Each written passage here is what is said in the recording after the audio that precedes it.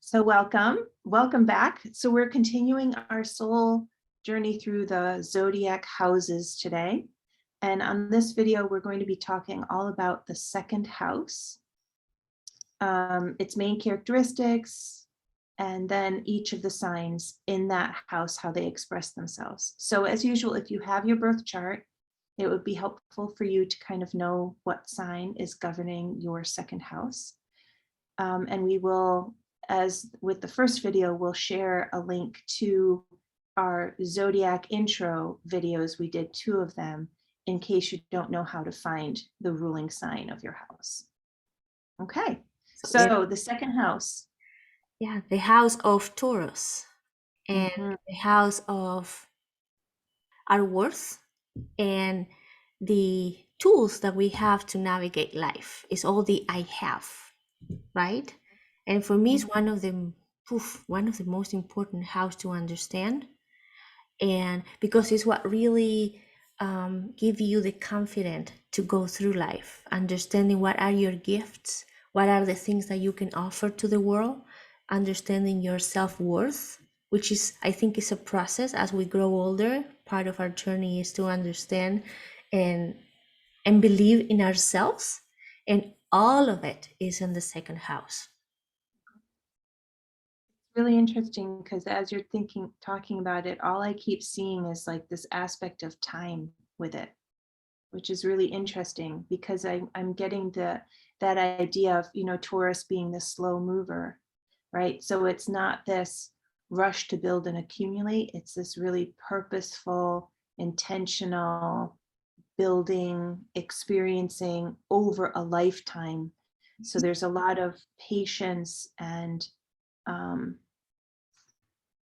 I don't want to say plotting, but there's that idea of 1 minute after the next kind of idea to it. So you may have goals that you're oriented on, but there's this pace that needs to be maintained as part of this experience too, of building things and of experiencing your own worth and value. Yeah, I think it's a house that keeps offering us more and more insight as we go through life.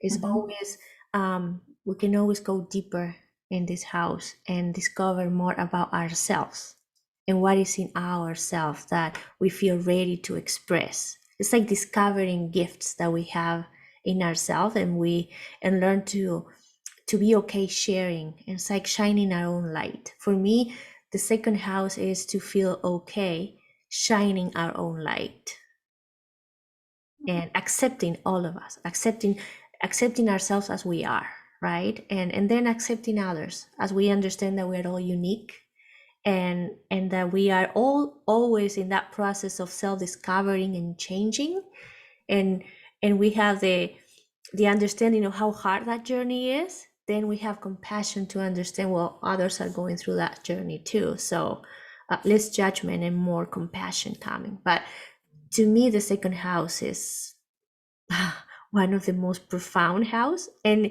it's interesting because it's in opposition or working together with the 8th house, which is the house of deep understanding, emotional deep understanding. So for me, this one is the house of understanding what we're bringing to earth.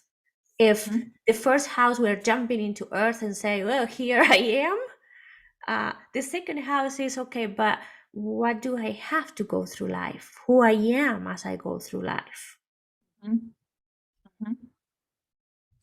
So Taurus is the ruling sign, like we were just talking about. Venus is the ruling planet. The element is earth. So I like you were saying, it's very earthy to me. It's not just feet on the ground. I see like the feet like almost immersed a little in the ground, and their hands in the ground. Like you're really grounded in this house for me. And the quality is fixed. So it's a house where we move slow into it, but the treasures are there and waiting to be discovered. And I think the biggest treasure is to start learning about who we are and what can we offer to the world, out of joy, not out of like pressure or I must do it, but it's like how am I presenting here and what I offering here, What is that special thing about me that when I offer to the world, the whole world becomes a better place for all of us. And by giving that light that flows naturally in ourselves, we get for exchange in exchange of that we get help from others, or the basic we get money which will help us to go through life. So that's what I think the second house is, the house of the money. But I don't like to bring the whole second house just about money. Is how is the tools that we have to go through life and to investigate life and explore life. And of course, money is one of the things that in this society is needed to go through life. So money is a part, our income is a part of the second house. But for me, it goes deeper than that. It goes like what we have, what we offer to get money back. I think I'm just gonna make one distinction in that for me, the energy is about finding your worth, and the way you're talking about it is in what you contribute Mhm. in the work that you do for the world and for others around you. And I really feel like though the focus in the center is on self very much still. So it's still in the first three houses, right? And that's all about me. So yes, it's about the work that you do and how contributions you make and shining your light, but it's more about that's just figuring out who innately you are, and that's just aspects of that. The focus isn't about what work and career is, right? That's the 10th house. It's not about your creative output and what you do. That's the 5th house. So this is still very focused on you. The intention is about figuring out who you are in this physical world using the tools that you have around you. What I was trying to say is, as you discover who you are, you understand what you have to give, what you can offer that comes naturally from you, and Mhm. that creates the exchange that you need to connect with others and navigate through life.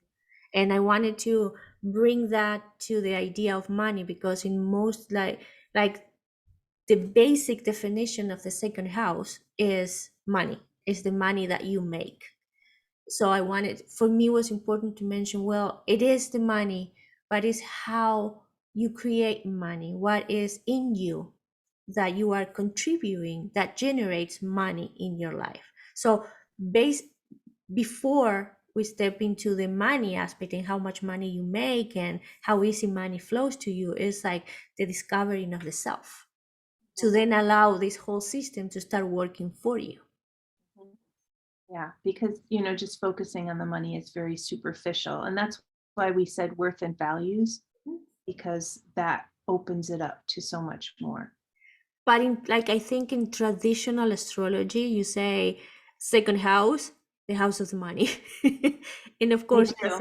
yeah, it's associated with Taurus. So Taurus is the ones that like to have stuff and buy stuff and have.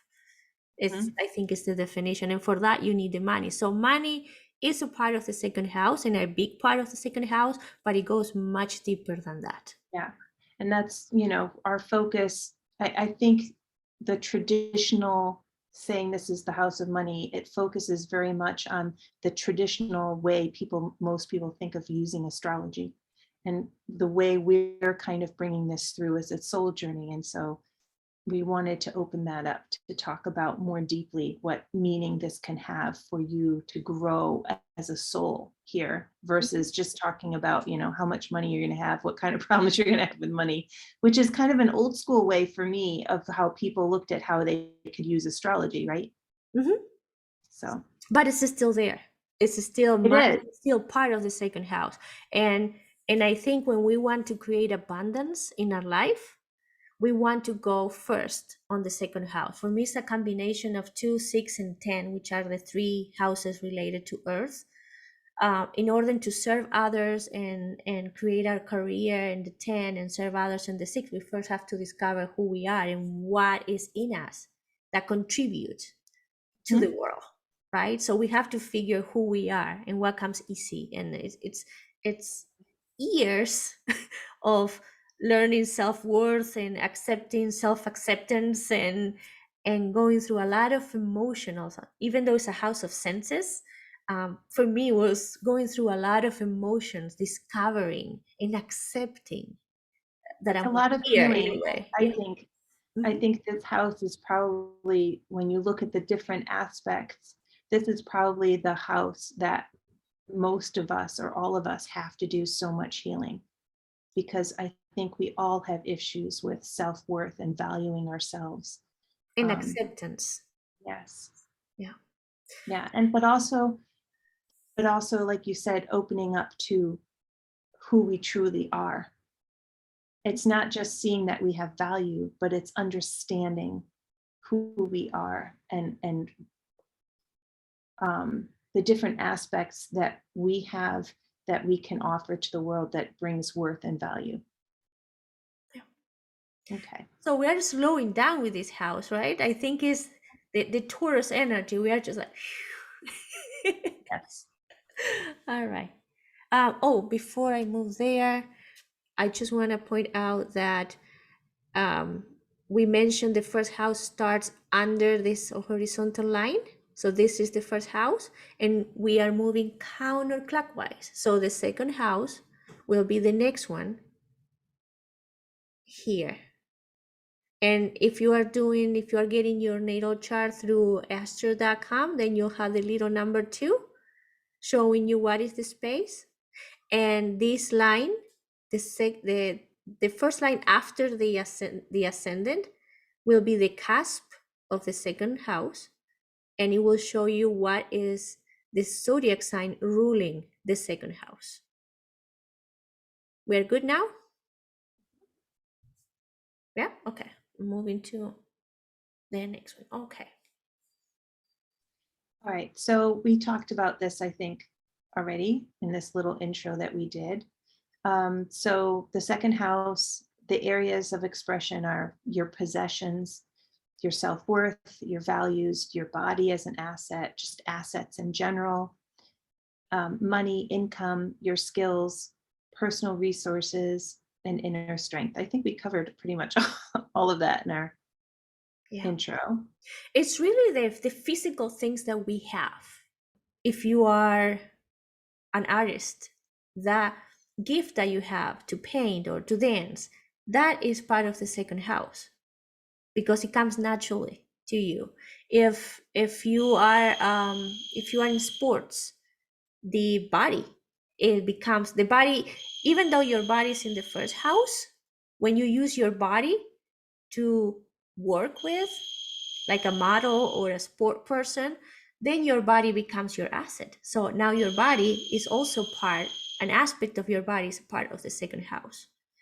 All the things that your family taught you, if you are in a family that come from business, and all the information that your mother, father, grandparents taught you about business, that is your asset too. Even the people around you, the school system is your asset. Mhm. It's all the things that gives you possibilities to grow uh, and expand on earth.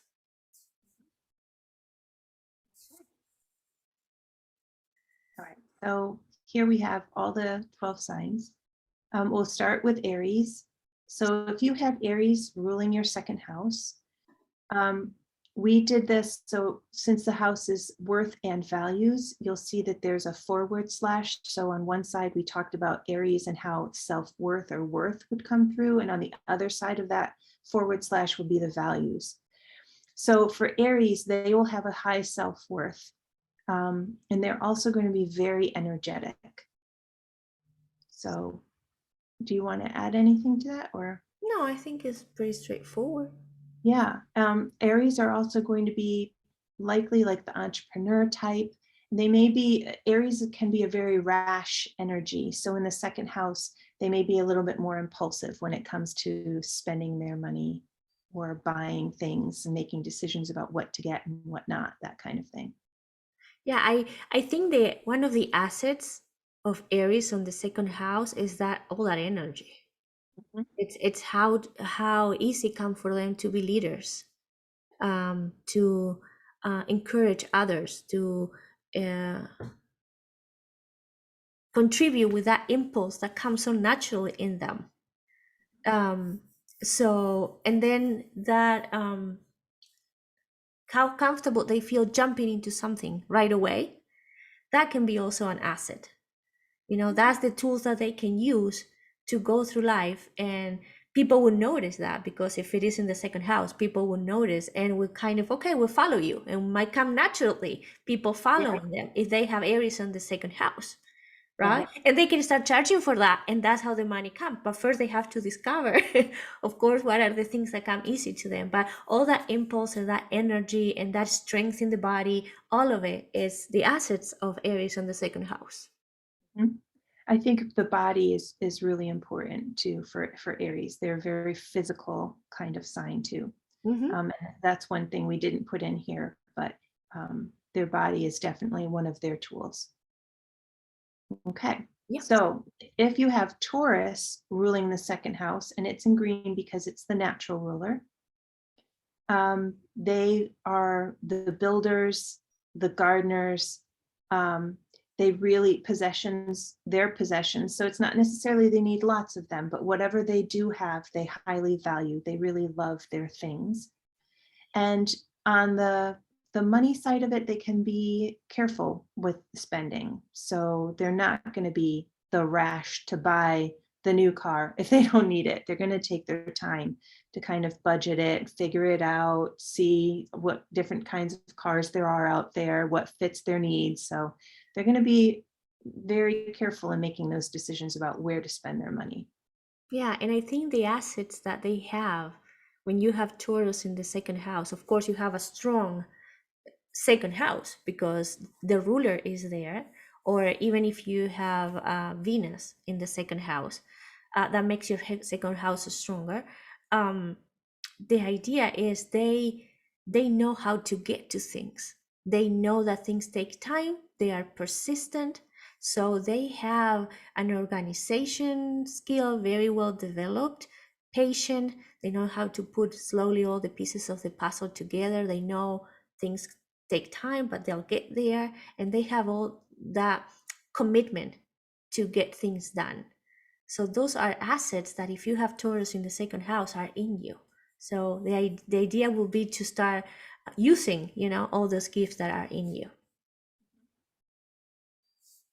Okay, so if you have Gemini ruling your second house, um, the worth or the value, the talents that you'll be very good with words. So they're a very mental kind of sign. So they also have the sharp mind, but they're also very social, right? Gemini's the twins. They're always want to be with another. So they're also really great at networking, getting groups of people together, connecting people together, connecting with people that can help them.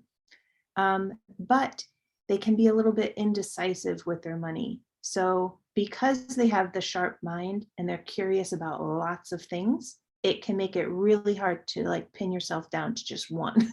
And I think that's why they can be indecisive with money. Like, oh gosh, I have all of these options, and they would just want to keep exploring the options instead of kind of, making that choice and that decision. To me, Gemini on the second house is someone with a very, like it says there, sharp mind. So the asset is how they can understand what is needed and how they can make those connections to work with others and create things, right? This ability to communicate ideas. So um, if you have Gemini on the second house, know that it's your gift, the ability to see reality, to understand what is needed, to and then to bring people together to work and build together, right? Also, to like a salesperson will be amazing for the Gemini in the second house because they know what people need they know what the world needs, and they have the ability to communicate and talk. And so everything that has to do with technology, with communicating, with sales, it's a gift that comes from people with Gemini on the second house It's or interesting. Mercury. Yeah. It's interesting for me now, I'm starting to think about possessions. So Aries, I don't know whether they're really attached to physical possessions, but maybe it's about like collecting good energy around them. And then Taurus really will be about physical possessions.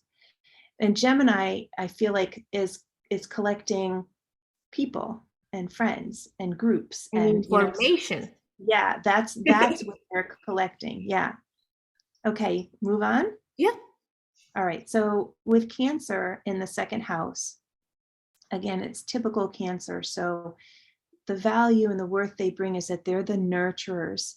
But and opposite to Gemini, they can be very private. So where Gemini has this expanding social circle, Cancer keeps people very close in a small, intimate circle around them. And they can be sentimental, especially when it comes to possessions, right? So they're the parent that never throws out any of their children's crayon drawings. You know? For when it comes to how they handle money and finances, they're long-term savers. So think people that think about passing down and taking care of their family, or passing down inheritance to their children. They really invest in their family. That's where they find they want to put their money towards those kinds of things. Yeah, and I think something that comes very easy as an asset for people with Cancer ruling the second house is that ability to understand what others need emotionally and be there for them. Like I keep saying, like a nurse will be an amazing a gift, and it's come so natural, the idea of being a nurse for someone with Cancer in the second house, because it's that person that wants to nurture the one that is in need, the ones also the ones that like to cook for others, so the ones that want to stage a home or decorate things to make a space homey and cozy. It's the idea of the mother that creates the space, the safety net for the family. So those kind of things come very easy for someone with Cancer ruling the second house. Those are their gifts, the things that they can offer to the world, the nurturing, the offering safe spaces, being there for others emotionally. So for Leo in the second house, they are the creators. So they can also be very flashy and confident of their worth, but they can also be very generous. So yes, Leo does have to seek attention and have attention as well, but it's not always a selfish kind of thing. They just need that. It's kind of I don't know, when I feel into it, it's this kind of, it is who they is, but it's also this inner child kind of aspect to it, I think where it's sharing their light. Is they're aware of their own yeah, light, yeah, so and they that's want the other everybody to aspect. see it. Not always because they want to be seen, but because it's like, hey, there's something so good here. Why not to share with the world? Yeah. And what's interesting to me is that everyone has that, right? Everyone has a light that is magnificent and that other people should notice and see and they should share. But Leo just really embodies that. Yeah, they feel comfortable doing Yeah. it. And so when it comes to their finances, they will invest in themselves and in self-improvement, in classes, in spas and massages, whatever it is to help themselves become better. Yeah, and a person with Leo ruling the second house is someone that it might be an artist that wants it's easier for them to dance or to sing or to paint or to do artwork, and they are okay sharing that gift with the world, very open to express in a way who they are, and then that's what they use to go through life. Okay, so Virgo in the second house. So Virgos, they tend to have a more nervous kind of energy. So they may have self-esteem issues, lots of doubt and kind of insecurity and like they waver a lot. And so I think that's why they have this, may have these low self-esteem, low self-worth issues. But they, again, like Cancer, they're caretakers. And so they can be very charitable. And I think that can also be on the finance side as well, right? That they would be donating a lot to help others, to help groups. But Virgo also kind of governs the body. So they will invest in their own well-being, emotionally and physically.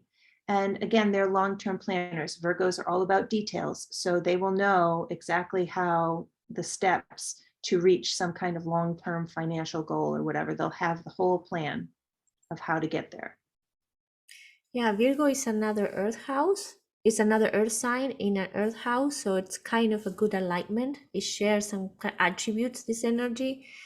Um, so I can see a Virgo person like someone that it comes easy to help others, and they can use that energy, caring about others and offering their time and offering their work to be there for others. A social worker, I think, will be an amazing example for this, or again, another nurse or someone that um, can, instead of putting themselves first, would like to help others to come forward and shine their light, right? A good coach can be a Virgo second house. A gift can be like being a good person that listens and encourages others to take that first, step. Yeah, and I think that's where that balance needs to come in. And so if there's an imbalance in that, that's where the low self-worth comes in, because they value other people's needs and well-being above their own. And so I think that kind of is the flip side of the coin there. So it is beautiful, but in balance. Mm-hmm. All right, so if you have Libra in the second house, um, they like the one-on-one connections.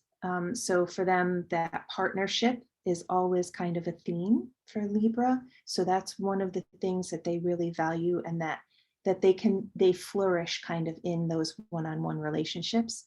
They're another sign that's ruled by Venus. So you have that beauty aspect coming through for Libra. And in finances, they like to partner up with people. And so um, they like to kind of build something together with an other. Yeah, Libras tend to work well with others, but also they makes everything more beautiful. So when you have Libra on your second house, you have that ability to make things more beautiful. That is your asset, to see harmony and to be able to notice what needs adjustments. So you have that sharp eyes that can recognize what is needed where and how. And then because you like to work with others, you bring people together.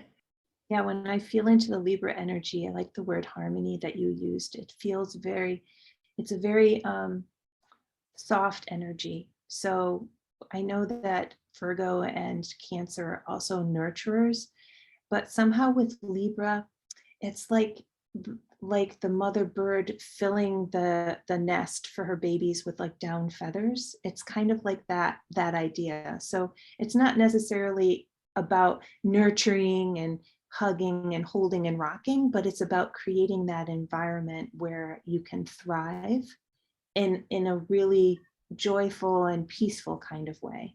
And so for me, that's the Libra energy and the value that they bring. Yeah, one example could be to create a spot or a retreat place where people can go and just feel great about themselves.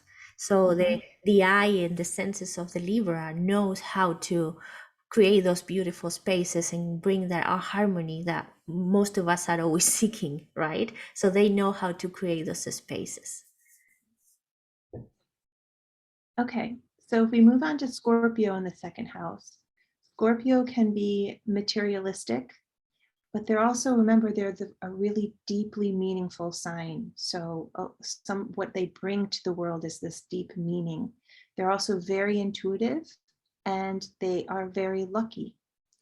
And then on the other side of the financial kind of aspects, they can be controlling with their money, but also secretive. So they might be the friend or the family member where you never know how much money they make, or what their house cost, or Or how how much they money make it.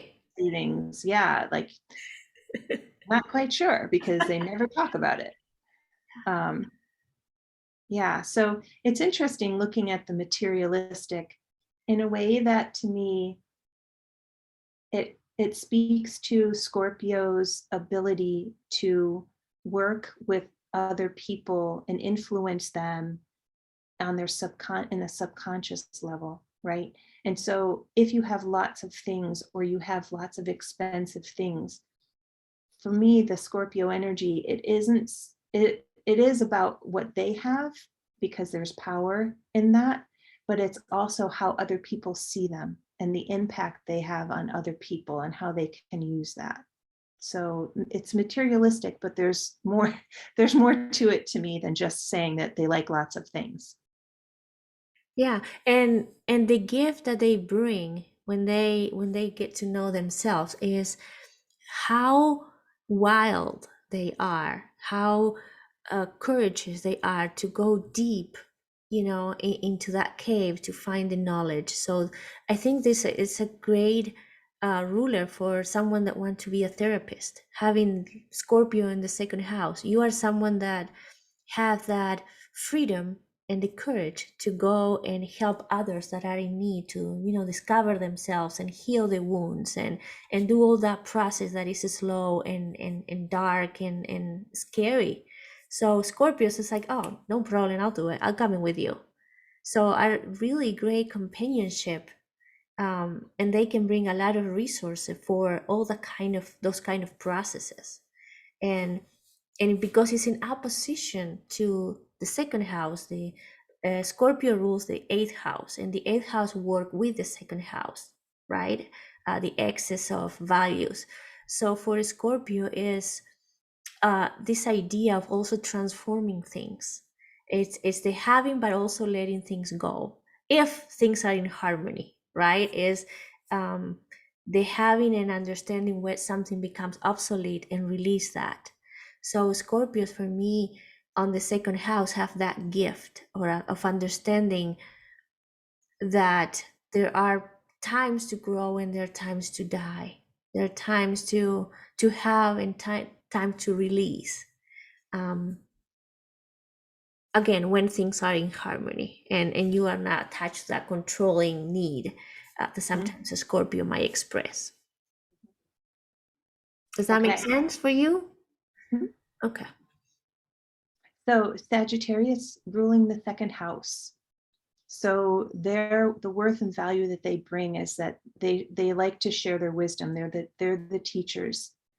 But they also are very adventurous. So they like to explore the world, and they like to travel long distances and explore strange and exotic cultures and new experiences.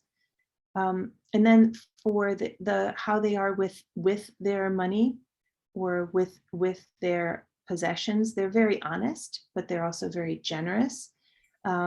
There's an abundance that comes to Sagittarius, and they're also carefree.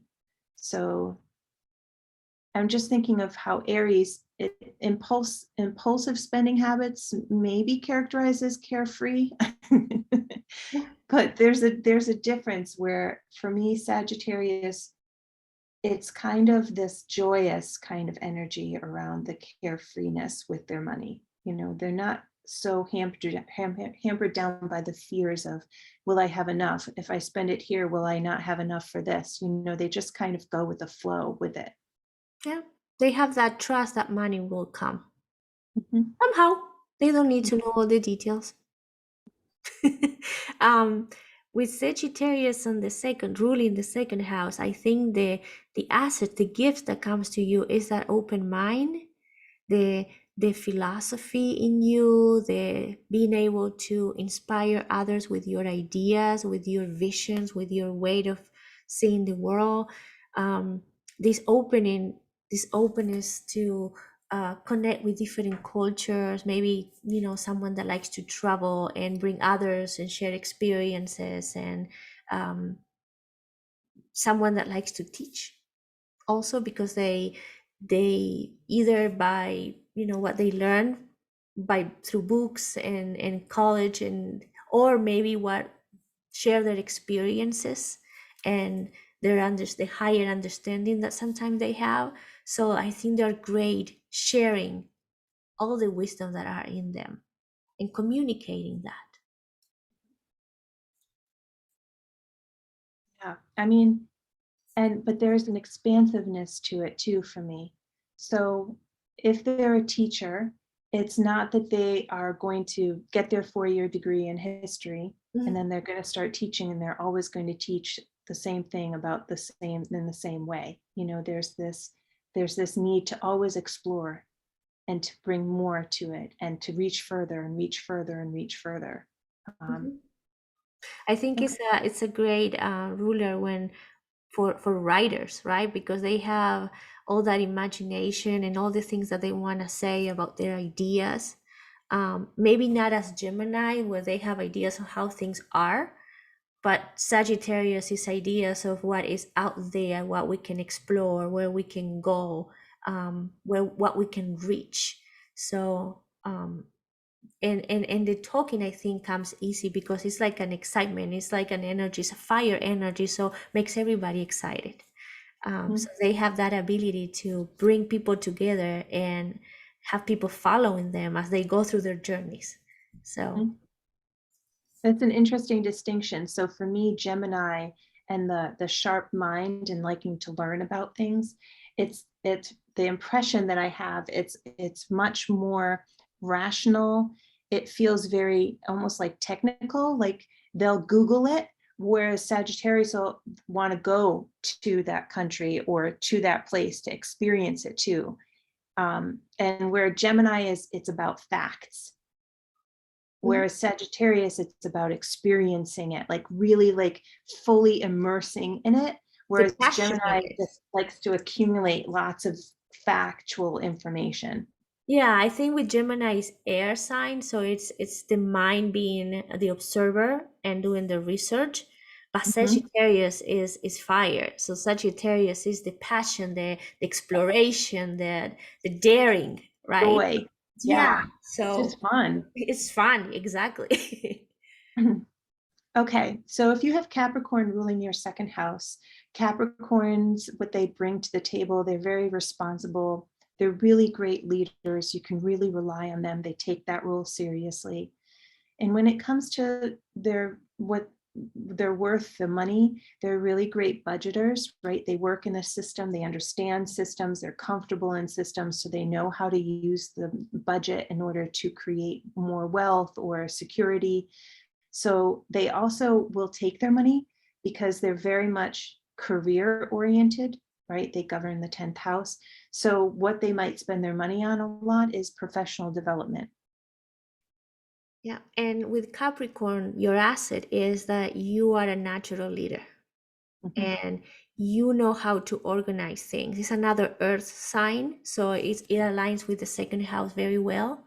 um, you know what is needed, and you know how to move, you know, things around to make things happen, and you have a good understanding that, you know, things take time and there is a procedure to follow. And Yeah. so I think they're great to create things that can last for a very long period of time, like build a solid foundation. Capricorn are not afraid of work, so they commit to something. It's a really, I think, it's a very well aligned ruler for a second house. It's what gives you the strength to really build something from scratch and build it tall and strong, without rushing and understanding all the components of all the pieces that you need to put together. So it's great for leadership, I think. Yeah. As you're describing this, I'm thinking myself, one thing we didn't mention at the beginning, which we usually do, is that it also depends on what planets you have in the house, Yes. right? So this is in general, but say you had Pluto in this house, it may completely change that description, right?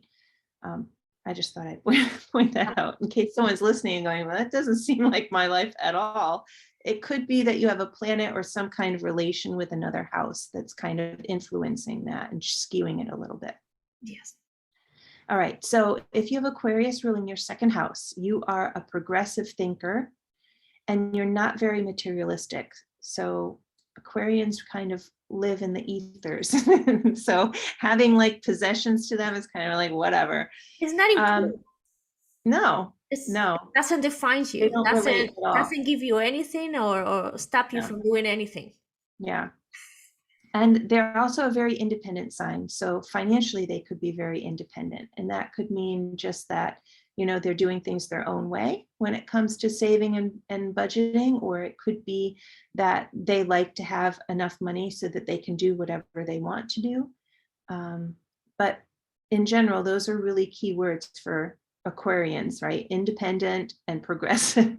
And I can talk here because Aquarius rules my second house. Oh, here we go. Okay. Yeah. Well, Okay. what I can share is that your asset might be that you are weird, that you are different. And it takes many years of your life to accept that, to honor that, and to be that. And your life gets better after you assume that you're not gonna be traditional. You're not gonna be like everybody wants you to be. You might feel that sometimes in your life you don't fit, but that's okay. So you have to honor that own light and be weird. And you might find people that likes you because you're weird. And that's okay. So that's my input, because part of self-worth was I many years in my life trying to be normal and doing normal things, but my heart was suffering because I had other things that I wanted to explore. So the moment that I make peace with that and say, well, I cannot fit and I'm gonna be myself, then people start notice that, and it's like, well, but we kind of like that weird thing that you are. and it started giving me joy, and in a way it's helping me to create my life now and to go through life. So being weird when you have Aquarius on the second house becomes your asset. And thinking of or wanting to create things that haven't been created, having vision um, of things that how the world could be or what is needed that is not here yet. So having that intuition, of the things coming, like great inventors. Not my thing, but maybe someone that have ideas and want to create things. In the second house, you are with Aquarius, you are full of ideas of things that people will say, what? Yeah. But for you, it's like, yeah, we can make that. It can help others. It's like, let's get to work on this. So Mhm. idea people too. Mhm. And we didn't mention this, but it is they are independent, but Aquarius is also a sign that's about working for humanity, for larger groups, right? So they're independent thinkers and they live independent lives, but they're not completely disconnected with the society or the larger groups around them. It's very important to them, actually. And then the last sign, Pisces, Pisces in the second house. So what they bring is that they're very trusting. They're deeply connected to soul, their soul, other people's souls, universal soul. But because of this kind of ability to live at the soul connected level, they may have confused ideas of self-worth and value of themselves as human individual. And also this will also bleed over into how they see money. And so they can be very disconnected from the idea of money, the need for money, how to handle money, because it's a very, like you keep saying, it's an earthy thing. And Pisces is, for me, one of the signs that's most removed from that experience or find it most difficult to connect with. And again, we're always talking about balance here, right? So this is, they can overcome some of these. It's just an awareness and working on, for me, a lot of the imbalance issues that we're talking about with this, it's really the place where the healing, we have the opportunities for healing, right? So if you see and you connect with some of these more imbalanced attributes that we are talking about with these signs, it's just highlighting for you an area where you could maybe do some healing and kind of start to shift maybe the way that you're thinking about yourself or your worth or the actions that you're taking, to kind of start bringing back yourself to more that equilibrium state. Yeah, I think one gift that people with Pisces ruling the second house have is that connectedness that they have to everything. Like they can sense what other people need, how other people feel. Um, they can connect emotionally with someone, with a group, with the society, and be there for others. um, their spiritual connection also is an asset. So it's might be people that want to bring spiritual messages or messages of unconditional love and help others. That's how they can contribute in our world. But also they're good channelers. They're very connected with the spirit, so they do have this ability to, you know, bring things from the spiritual world that they can see or they can feel, they can hear into physicality. That can be an asset that they have. Yeah, and it's so it's interesting. It's almost like the rainbow spectrum, where I know when I was little and we would color and we take the red crayon and the orange crayon and the yellow crayon, and it was all very distinct different colors. But when you look at a real rainbow out in nature, it kind of blends one color into the other. And for me, I'm hearing you talk about the Pisces and being very empathetic, but it's on a different level than with Cancer or with Virgo, right? And so it's almost this, yes, they can feel the emotion of the other person, but it's almost to the point where they completely can become immersed in the other's emotional well-being and in the emotions that they're experiencing. And that's the aspect of Pisces, that's this connected with we are all one, this universal consciousness, right? What you feel, I feel. And that the boundaries kind of really get blurred between what I feel and what you feel. And so for them, that can become part of that I don't know who I am because I'm so influenced and able to feel what everyone else is feeling around me that you not even can't be sure what your own feelings and emotions are, and that if you even have them, or is that experience always going to be very enmeshed with the other, because that's just part of the Pisces energy of being one with all. Yeah, I think if the I don't other, know if that's too. yeah, That's the way that I was seeing it is if all the other 11 signs feel part of the web, Pisces feels that is the web. yes, So yes, there is no, we all feel like, okay, we're plugging into that web, but we still are ourselves plugging into it, right? yeah, But Pisces is like, I am the web. I yes, can yes, unplug from yes, it. I'm the one connecting everything. yes, It's yes. it's very difficult, but at the same time, is they are feeling and connected with everything and everyone.